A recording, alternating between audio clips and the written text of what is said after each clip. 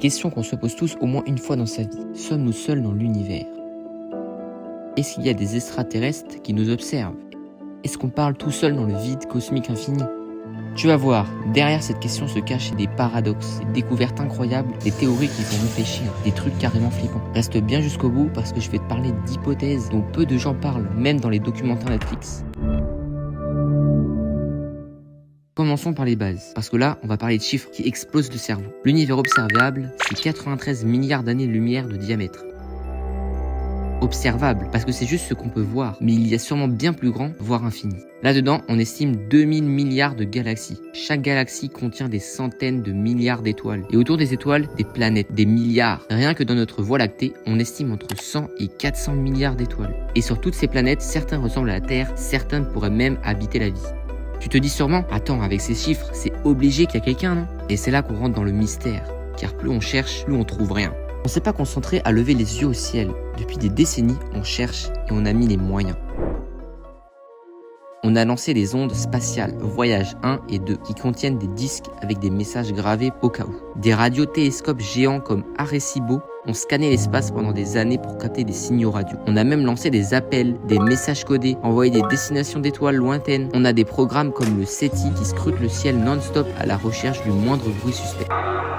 Et depuis quelques années, grâce à des télescopes comme Kepler ou James Webb, on a découvert des exoplanètes par milliers. Certaines se trouvent dans ce qu'on appelle la zone habitable, là où l'eau pourrait exister sous forme liquide. Mais on n'a jamais trouvé le moindre preuve de vie. Même pas un microbe martien. Pourtant, en 1997, on a capté un truc bizarre. Le signal WOW, un pic radio inexpliqué, jamais réapparu. Ça a duré 72 secondes, et puis plus rien. Alors, erreur technique, phénomène naturel ou un coucou lointain?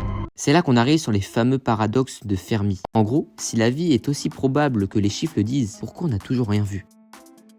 Voilà quelques théories et certaines vont te retourner le cerveau.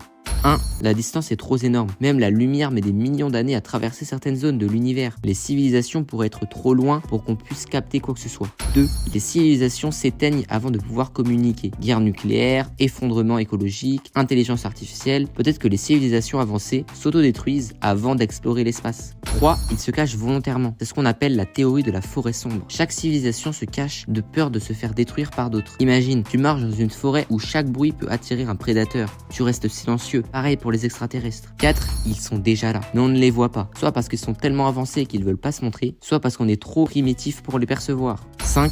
On est seul, mais genre seul de chez seul. Et ça franchement, c'est peut-être encore plus flippant. On a tendance à chercher la vie telle qu'on la connaît. Mais sur Terre, il existe des organismes qui vivent sans oxygène, dans des acides, sous des pressions énormes. Peut-être que la vie ailleurs n'est pas basée sur le carbone. Peut-être qu'elle n'a pas besoin d'eau. Peut-être qu'elle est faite de formes d'énergie ou de matière qu'on ne peut même pas détecter. Peut-être que la vie est autour de nous, mais qu'on ne sait juste pas la voir. Certains pensent qu'il existe des civilisations de type 1 ou 3 sur l'échelle de Kardashev. Type 1, qui utilise toute l'énergie de sa planète.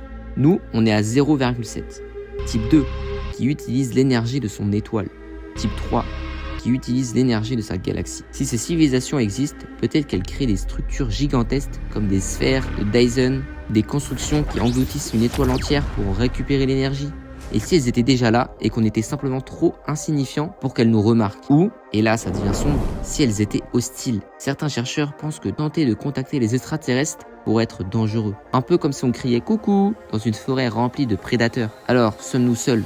Peut-être, peut-être pas. Mais ce qui est sûr, c'est que dans cette question, on dit bien plus sur nous que sur l'univers.